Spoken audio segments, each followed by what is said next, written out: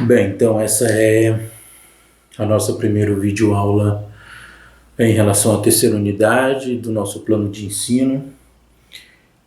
E isso significa que nós estamos partindo para a reta final da disciplina em questão de vídeos.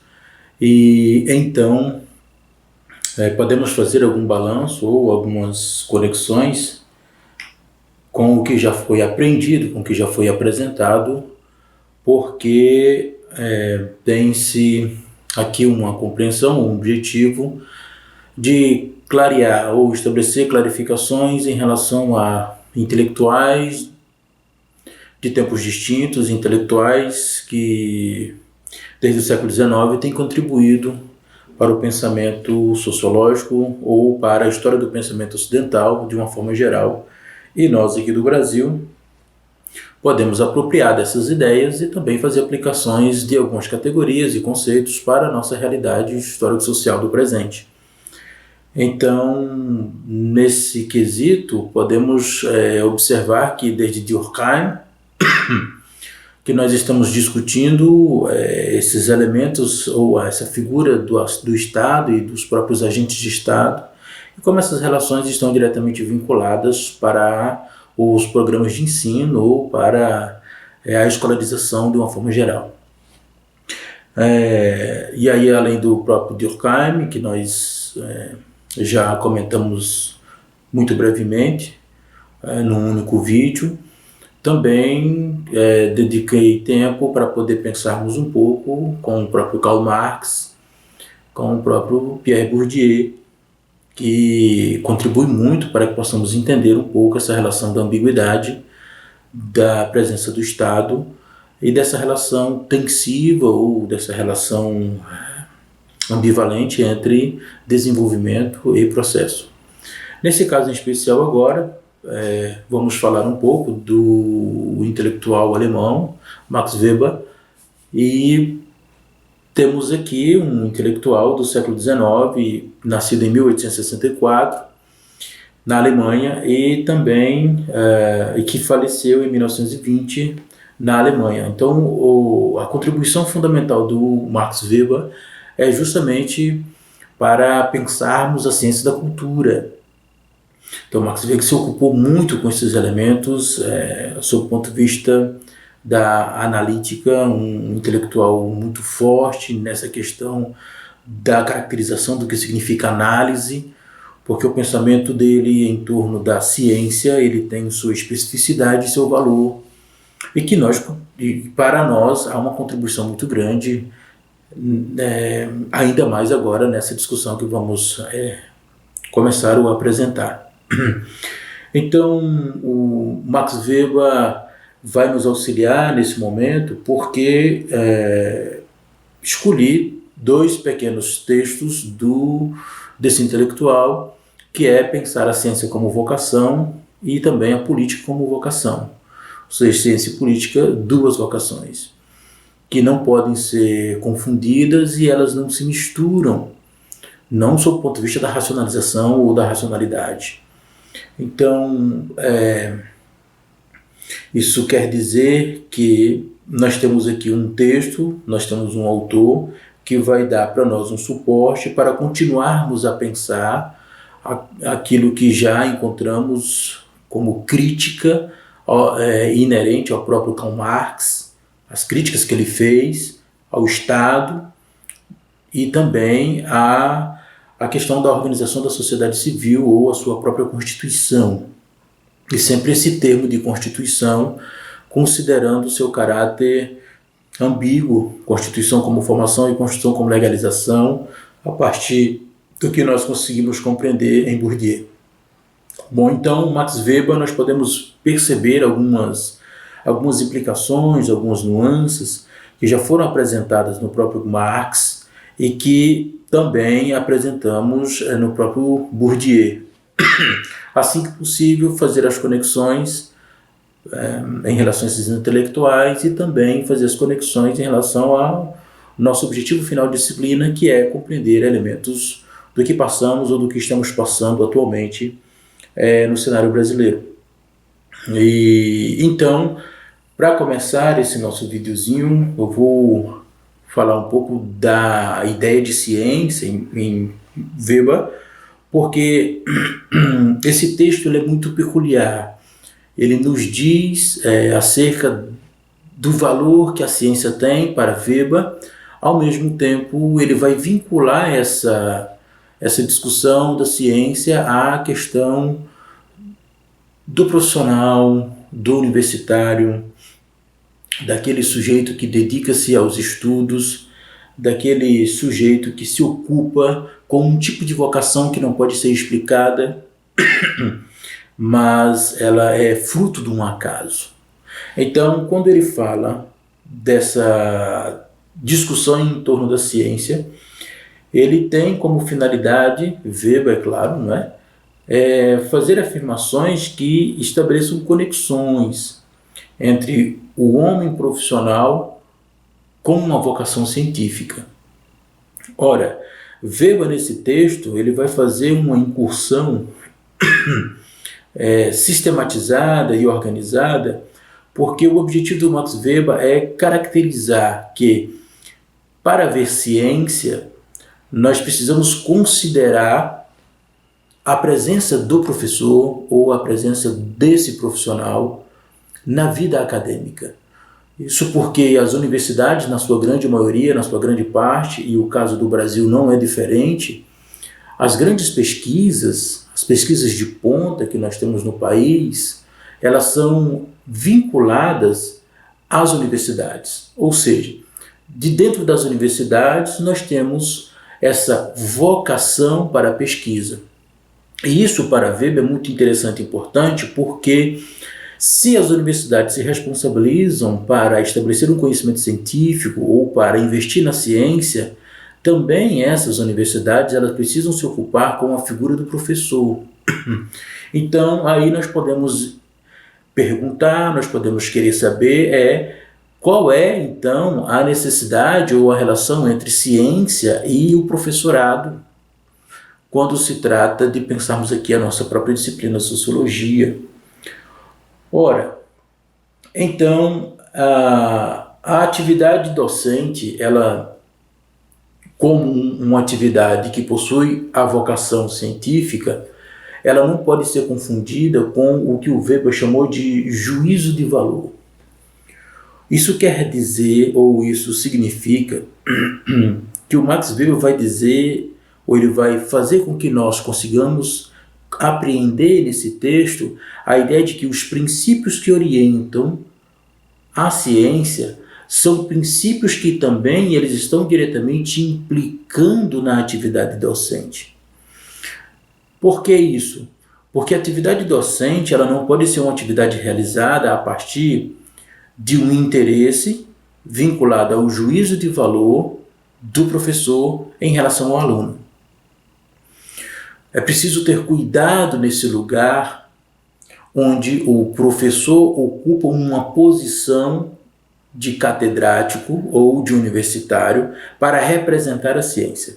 Se voltarmos lá, se vocês derem uma atenção um pouco anterior, podemos então, nos vídeos passados, podemos então compreender que a atividade docente ela tem uma característica, ela tem uma finalidade que não é se reduzir ao caráter discursivo, ainda que o discurso possa ser um instrumento e deve ser um instrumento para que a ciência se torne comunicável. Então nós temos uma tensão, não é? Se lembrarmos aqui do Bourdieu, nós temos uma tensão entre o que se faz metodologicamente ou o que se faz a partir de métodos e o que se faz para comunicar os resultados decorrentes desses métodos ou o que se faz para comunicar essa pertinência metodológica orientada a partir de uma história da própria ciência da qual o profissional faz parte. Então, não podemos desvincular propriamente a figura de um profissional, de um professor, da figura da ciência. Então, o Weber está dizendo para nós que realmente isso é pertinente, uma vez que ambos estão imbricados. Repito, isso porque A ciência, ela em grande parte está sendo representada no seio da própria universidade, ou das próprias universidades. Bom, não é possível, segundo Max Weber, que cada um ou cada indivíduo ele possa dizer que ele se tornou um cientista, ele se tornou um universitário, ele se tornou um professor simplesmente pelo fato de que ele consegue explicar o valor da ciência, porque o valor da ciência é inexplicável.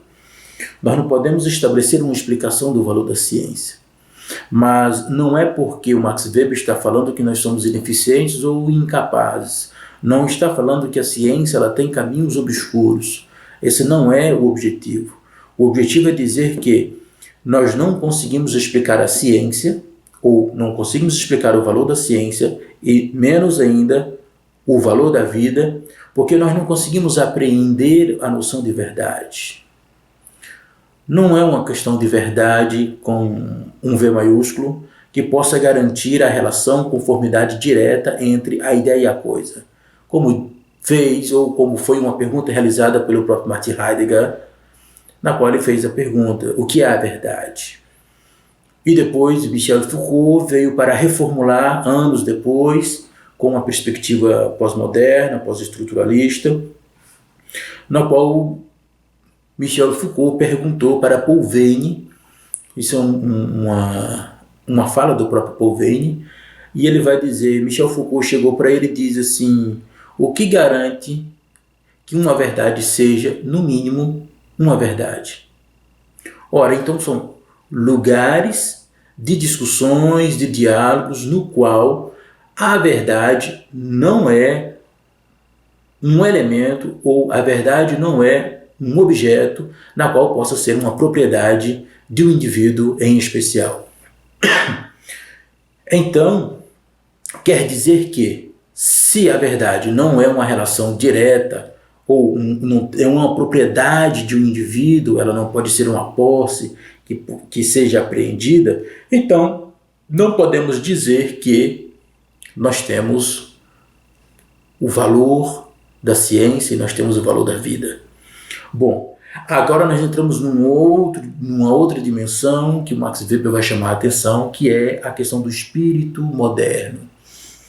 Ora, então a ciência ela tem uma finalidade, ela tem uma característica na qual ela nos apresenta uma relação com o conhecimento, mas é uma relação de provisório, porque a ciência ela está em progresso. Esse é o espírito do moderno. Ora, então ele vai fazer uma comparação, uma analogia, que aí nós precisamos recorrer, precisamos voltar à ideia do mundo antigo. Ele quer dizer que a ciência ela não estabelece um conhecimento na qual a vida se comporte a partir de um princípio de orgânico. Ou seja, no mundo antigo, o sujeito, quando estava velho, cronologicamente falando e biologicamente falando, na sua velhice ele podia afirmar que ele estava pleno de vida, porque ele cumpriu toda uma trajetória, toda uma etapa. Então significa afirmar que a morte ela carrega um sentido, ou carregava um sentido. Então, o sujeito vive para uma finalidade última, que é a morte, e aí tem um propósito. A vida tem um propósito e a morte cumpre também um propósito. Por finalidades diversas, mas havia um propósito, porque o sujeito era pleno de vida, né? Conseguiu atingir todos os seus dias e aí ele precisaria se descansar. No caso da modernidade é diferente. Quando nós estamos aqui no advento da modernidade, e aí essas bases da modernidade estão principalmente vinculadas a partir de Kant para cá, como já mencionei em alguns vídeos passados. Então nós temos uma ideia de que existe algo a ser atingido, e esse algo a ser atingido não tem vinculação diretamente com o orgânico. Não é uma questão do indivíduo, mas é uma questão vinculada ao progresso, tem a ver com a humanidade, com o homem. Então, reproduzindo os termos do próprio Kant, o homem é finito, mas o homem indivíduo é infinito, mas o homem humanidade é eterno. Então, o indivíduo pode morrer, mas a humanidade permanece. E o conhecimento que temos que agregar em torno do indivíduo tem diretamente a ver com a própria humanidade. Então, o indivíduo está num processo infinito. Se na modernidade o indivíduo está nesse processo infinito, porque é compreender a humanidade ou o propósito do humano, no qual alguns princípios não têm mais tanta importância, a ciência vai ocupar um lugar de fé, um lugar de crença. Então, nesse sentido, é que a morte ela perde sentido. Ora, então, se na modernidade a morte vai perder sentido porque ela não tem mais cumprimento de um propósito, não se trata mais de um regime do orgânico da vida, não de uma vida individual, mas de uma vida com um V maiúsculo, uma vida como um processo infinito, como uma duração, como aquilo que não é palpável, não é tocável, não é palpável, não é? Então, isso quer dizer que se a morte na modernidade perde sentido, a vida também ela nunca será plena. Então, o que nós temos no advento da modernidade? O indivíduo que está em meio a processos infinitos em nome de um progresso. E a ciência representa esse progresso a partir da sua relação com os próprios paradigmas. É um processo evolutivo da ciência. Então, nós estamos num caminho de evolução para atingir o verdadeiro sentido e uma razão. Então, sentido e razão são dois termos que entram na ordem do dia a partir fundamentalmente do século XIX, e aí eu estou falando dessa relação com a política, não podemos esquecer que é a nossa discussão do próximo vídeo, também com o próprio Max Weber. E isso tudo, segundo Weber, a partir da sua própria afirmação, das suas afirmações nesse texto da Ciência como Vocação, vai influenciar a ciência e a própria atividade profissional de um professor. Então, o espírito da modernidade, ele não é só uma questão de ciência, mas é uma questão de ensino também. Bom, mas então, para entender o papel do professor aqui nesse texto do Max Weber, é preciso então compreender que é usado uma relação com a ciência que priva do juízo de valor. Essa afirmação eu a fiz anteriormente, agora há pouco. Então, o juízo de valor é algo que precisa ser extirpado da ciência, assim como também precisa ser extirpado da função docente. O professor não está para apresentar juízo de valor para o alunado ou para aquele que lhe ouve numa sala de aula. O professor é aquele que está para representar um conhecimento acumulado a partir da história da ciência na qual ele está inserido. Então, se ele está para fazer esse tipo de atividade, então significa que a ciência ela não pode ser explicada a partir de seu valor, mas a ciência explica a partir de pressupostos. Esse é o caminho que Max Weber vai dizer que nós precisamos compreender. Então, um professor, quando ele está na prerrogativa de trilhar os caminhos no qual ele representa essa dimensão de pressuposição da ciência, ele cumpre então a sua atividade de professor. Entretanto, se esse professor, se esse profissional se ocupar de um princípio no qual ele quer caracterizar o valor da ciência e da vida, ele se torna então aquilo que o Max Weber chamou de demagogo. E ele vai falar que essa característica ou essa função de demagogia não é uma função propriamente do professor, ela é uma função do político. Daí porque ciência e política, duas vocações. Então, o professor ele não pode ser um demagogo porque ele não apresenta, não representa juízo de valor, ao contrário do político. Porque o político, sim, ele é demagogo, uma vez que ele não tem princípios da técnica e da racionalidade. Ele trabalha com outros elementos. Então, essa relação entre meios e fins que existem na política, ela sempre é obscura. Ainda assim, que possa representar, possa afirmar que existe legalidade ou que ela seja legítima sob o ponto de vista da burocracia e sob o ponto de vista da própria dimensão partidária, das articulações que existem. Então, são caracterizações diferenciadas.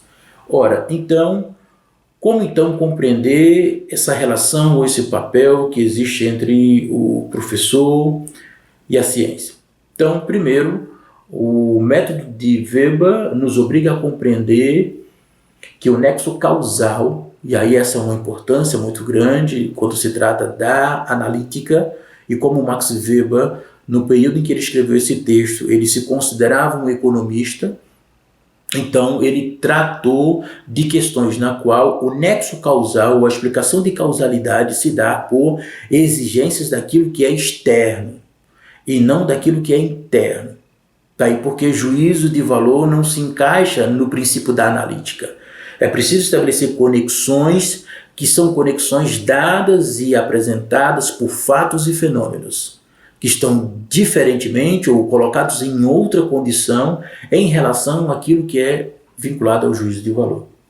Bom, então, para que alguém, um cientista, um professor possa compreender essas determinações ou esses nexos causais, é preciso compreender que a ciência ela precisa de dois princípios fundamentais. Para que a ciência possa garantir o nexo do pressuposto, a ciência trabalha com pressupostos, ou seja, métodos, técnicas, racionalização. Isso significa que, para garantir ou chegar a esse princípio de pressuposto, a ciência precisa trabalhar com conceitos e a ciência precisa trabalhar com experimentação. O princípio científico é explicar. A explicação, como um processo de compreensão, garante uma fiabilidade do conhecimento que está externa às vontades dos indivíduos. Ou seja, os indivíduos no seu mundo, no seu universo de juízo de valor, não está diretamente influenciando os resultados de uma pesquisa, porque a pesquisa científica ela é controlável e esse controle está no campo da sua pressuposição, que é orientada por paradigmas. E cada paradigma se sobrepõe ao outro, e nessa sobreposição um paradigma está em evolução ao outro. A ciência é um processo evolutivo, está aí porque não se pode garantir o valor da ciência e não se pode garantir o valor da vida, porque a vida está no campo do infinito, de processos infinitos, aqui como a ciência que quer garantir elementos técnicos de domínios dessa vida, ela também não pode ser compreendida como algo que seja uma propriedade. A grande questão é que nem a ciência nem a vida podem ser consideradas propriedades de um indivíduo, ou um indivíduo possa garantir que existe uma verdade na qual ele é portador. Lembram desse conceito de portadores? Então, essa dimensão de portadores, no qual nós vimos também em Bourdieu, ela também em Max Weber vai aparecer como um risco.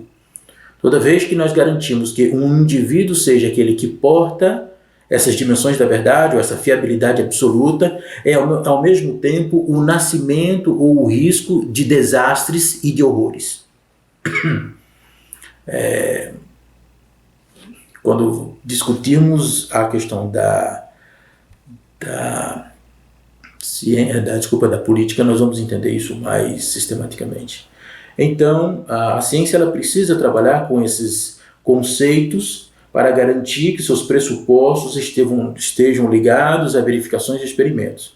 Então, nos termos do próprio Weber, os primeiros a lidarem com a dimensão do experimento ou a experimentação vem do século XVI, na Renascença com os artistas. Então, eles vão começar a aplicar na sua obra de arte técnicas vinculadas à questão de, por exemplo, mistura de tintas, ângulos, essas coisas todas, que não havia antes. Então, os artistas são os primeiros a aplicarem técnicas.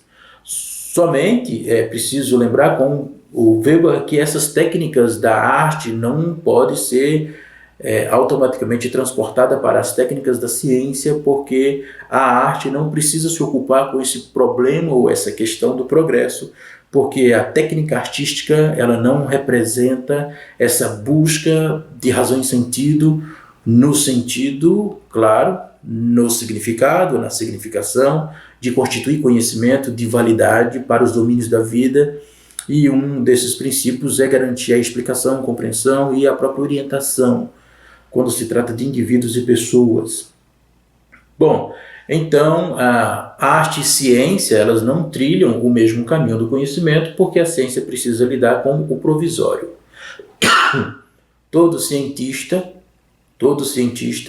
quando tem a sua obra acabada, quando ele termina a sua obra, isso é, quando ele consegue terminar em vida a sua obra, automaticamente essa obra ela precisa ser ultrapassada, porque ela precisa compreender o sentido de velho. Então essa obra ela é envelhecida, porque ela é compreendida e ela é avançada. Então nós temos sempre essa dimensão do provisório para se aplicar à ciência. Isso não é algo ruim. Isso é extremamente salutar, porque, segundo Max Weber, nós estamos num processo evolutivo da ciência. Bom, então a ciência é aquilo que precisa continuamente estar produzindo uma superação própria.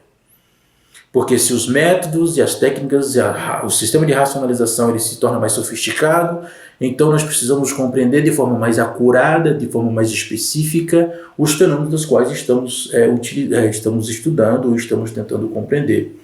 Então, no caso contrário, a obra de arte ela sempre terá um status de plena. Então, quando o artista termina a sua obra, ela não é superada, porque existe a noção de plenitude em relação a essa obra de arte, porque há caracterizações aqui vinculadas à estética, a questão do sublime, a questão efeitual ou de recepção que não está diretamente vinculada à questão do provisório. Então toda obra de arte ela é uma obra acabada e ponto. Né? No qual na ciência não, na ciência então existe a questão do progresso e esse princípio é um princípio de busca pela verdade. Então toda obra científica acabada ela está então fadada a envelhecer e a partir dessa obra acabada novas questões são propostas. Então essa é uma dimensão da ciência. Então a ciência ela nunca é estática. Então se ela não é estática, a verdade encontra-se num processo infinito que está para além do orgânico.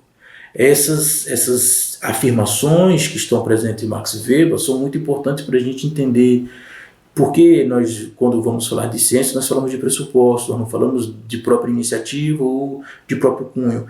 Porque o que rege a dimensão de um cientista não é ele explicar o valor da ciência, mas ele ter vocação, porque essa vocação surge do acaso. Ela não é explicável, porque se ela for explicar, ou se cada indivíduo for explicar essa vocação, ele precisa estabelecer o sentido ou o valor da ciência, que por sua vez ele vai cair em filosofias, em metafísicas, e aí isso está completamente fora do campo da ciência.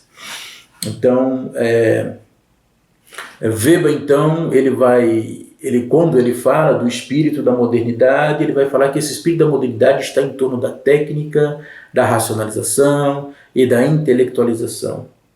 Ou seja, nesse ritmo, nesse processo aí, nós não temos uma plenitude de vida.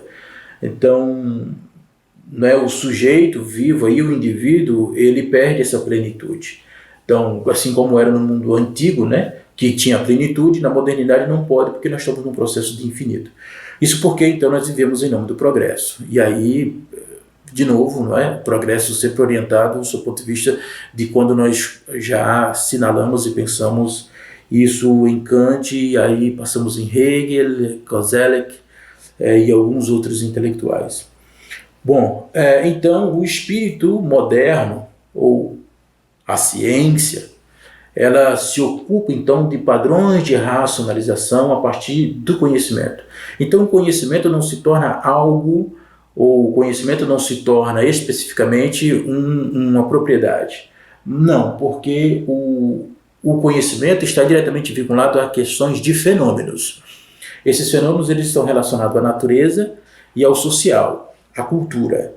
Weber se ocupou muito dessa questão da cultura como formação e da cultura como instrumentalização, que ele vai falar, ele vai colocar a tensão entre esses dois termos para poder representar a cultura, isso necessariamente a partir do século XIX.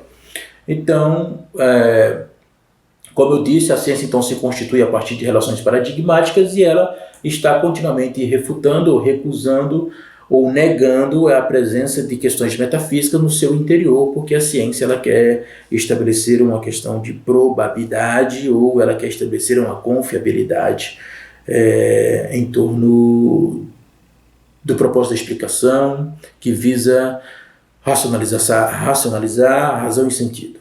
Bom, então, Weber ele vai dizer o seguinte: por que então nós não podemos ter a verdade como uma propriedade? Ele vai em Tolstói, que é um russo que foi discutir a partir do plano da literatura, e Tolstói então ele foi inspiração para Weber, e Weber vai dizer que a ciência ela não é possível ou ela não é capaz de estabelecer uma finalidade em si mesma ou em si própria, a menos que ela percorra meios que garantam essa fiabilidade, e esses meios estão nos seus pressupostos. Bem, então a ciência ela tem uma forma, ou ela tem uma natureza, se assim possa ser chamada. A ciência ela tem uma natureza na qual o seu valor está em si e por si. Então, eu só posso garantir o valor da ciência se eu trilhar o caminho dos pressupostos e esses caminhos forem estabelecidos paradigmaticamente falando. Então, a ciência garante por si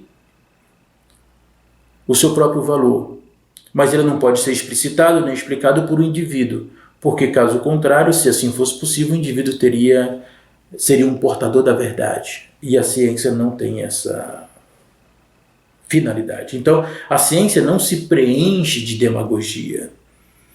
Um cientista não é um político, já afirmei, não é? Se a ciência não se preenche de demagogia e nem de filosofias intelectualistas, ela experimenta a partir de relações com os próprios fenômenos. Então, a ciência está diretamente vinculada ou pensando a partir de fenômenos. Um professor, quando está no exercício da sua atividade profissional, ele também não está incluindo no saber ou no conhecer ou no conhecimento do qual ele está apresentando os seus juízos de valor.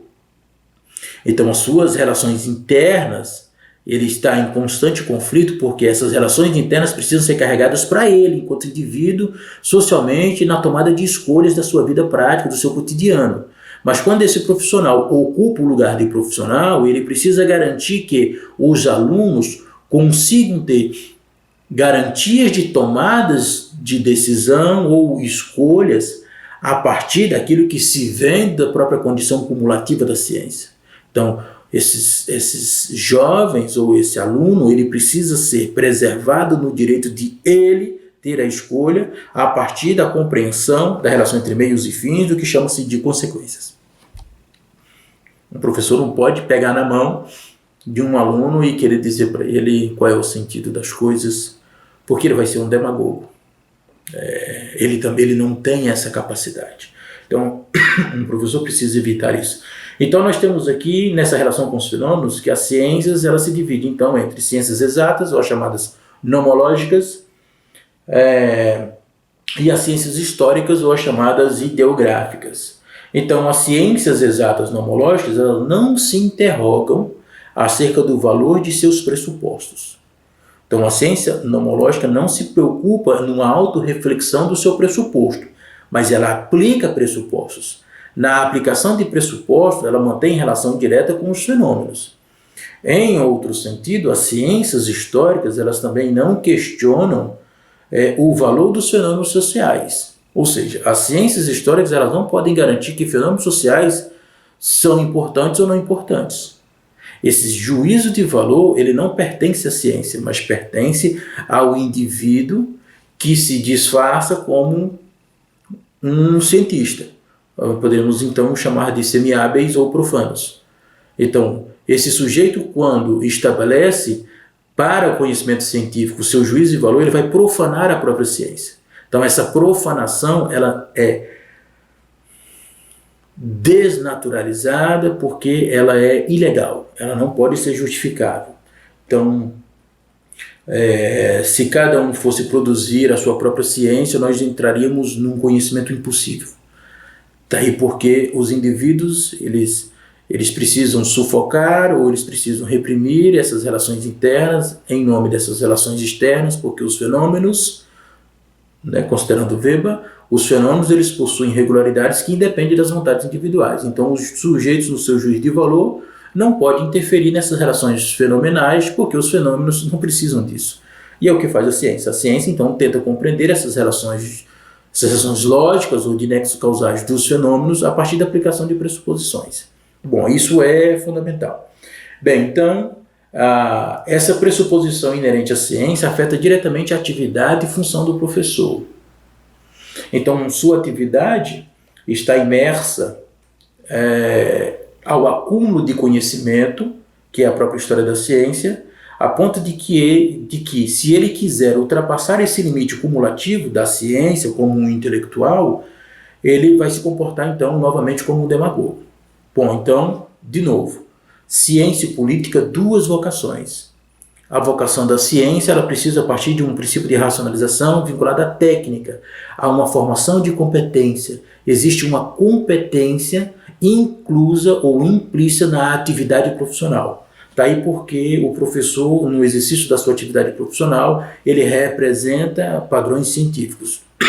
Ainda que Bourdieu nos alertou que há aqueles que se dissimulam, se disfarçam em relação a essas caracterizações, porque eles não comportam-se como cientistas. Mas isso daí, também quando nós formos ver na questão da política, como que isso é possível quando se trata de um profissional. Bem, então, as suas convicções ou as convicções de um professor e juízos devem ocupar outro lugar que não seja a própria sala de aula. Então é preciso compreender que existe diferença entre um fato e um valor. Fato e valor são coisas distintas.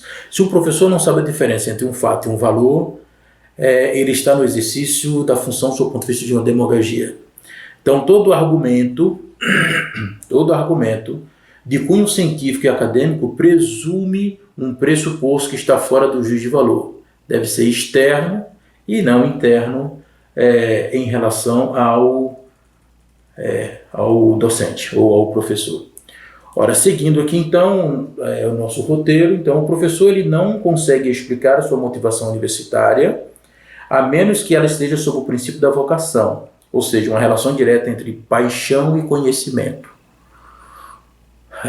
Esse é um motivo pelo qual o Weber vai falar de vocação. Então existe uma relação entre paixão e conhecimento. Ele não explica a sua vocação pelo conhecimento e nenhum conhecimento é explicado pela vocação. Mas na junção entre paixão e conhecimento nós temos um cientista que vai trilhar o caminho da ciência e aí ele vai tentar se esforçar a ser justo em relação a essa própria escolha. Então existe nesse homem, esse homem da ciência, o acaso. Por isso Weber concluiu que precisamos chamar de vocação. Então essa limitação da ciência em relação ao juízo de valor também é repassada aos alunos em sentido que eles ficam em silêncio.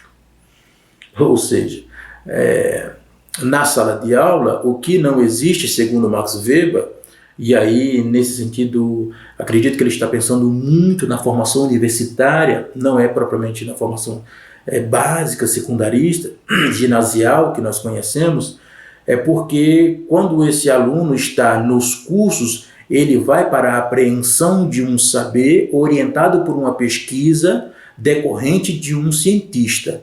Então ele vai lá para aprender essas instrumentalizações da própria ciência. Ele não vai lá para discutir essas instrumentalizações.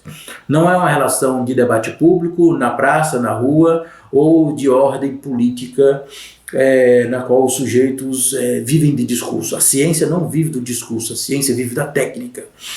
Bom, que Bourdieu vai falar que é um método. Então não se pode confundir valor e pressuposto. Essa é a grande questão. Então, a ciência não está limitada ao cotidiano ou aos debates públicos da rua, não é como eu acabei de falar. Mas a ciência ela apresenta técnicas de alguns domínios da própria vida. Então, não se pode ser em todos os domínios da vida, porque nós não podemos esquecer dos elementos políticos e dos elementos religiosos. Aí Weber agora inclui outra grande questão, que é o religioso.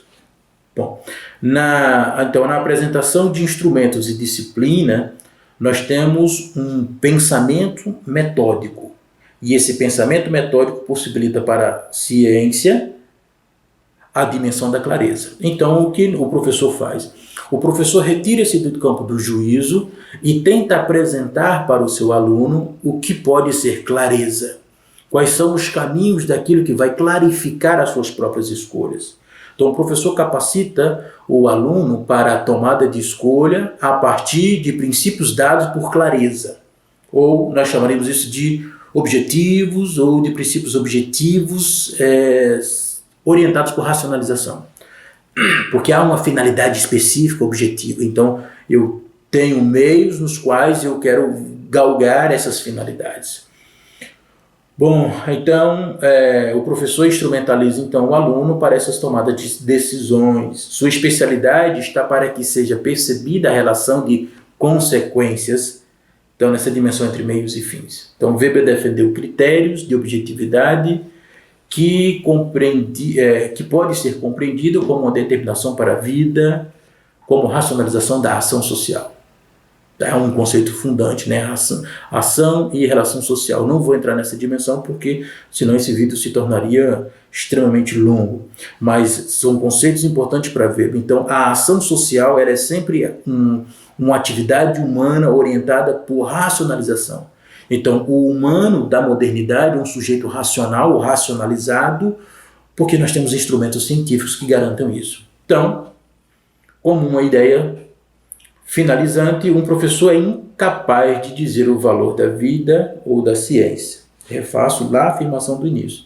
Caso haja tentativa, então esse professor coloca-se na determinação do juízo de valor e da demagogia. Então, nessa tentativa, né, o professor versa-se sobre a metáfora do profeta e do portador. Duas coisas que na modernidade são improváveis e desastrosas, quando se trata de portadores e de profetas.